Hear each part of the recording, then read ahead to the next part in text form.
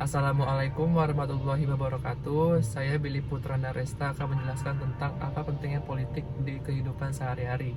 Yang dimana di era modern ini tentunya kita semua sudah tidak asing dengan kata politik.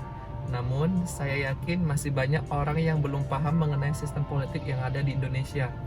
Sistem politik itu sendiri merupakan alokasi dari nilai-nilai yang bersifat paksaan atau dengan kewenangan dan mengikat masyarakat sebagai suatu keseluruhan. Menurut saya, penting bagi bangsa Indonesia untuk memahami sistem politik di Indonesia. Berikut alasannya. Yang pertama, dengan memahami sistem politik di Indonesia, kita dapat memahami gejolak politik yang sedang dialami oleh bangsa kita.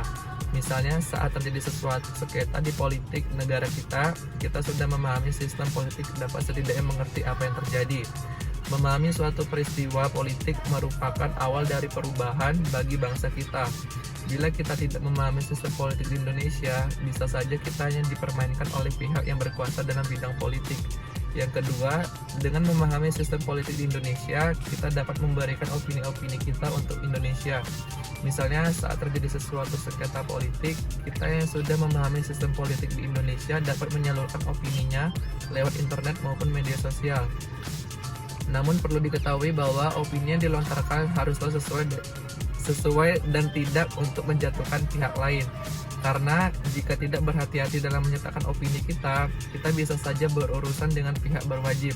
Opini tidak harus berasal dari para ahli hukum terkemuka, pendapat dari rakyat juga dapat membantu pemerintah dalam menyelesaikan suatu sengketa politik.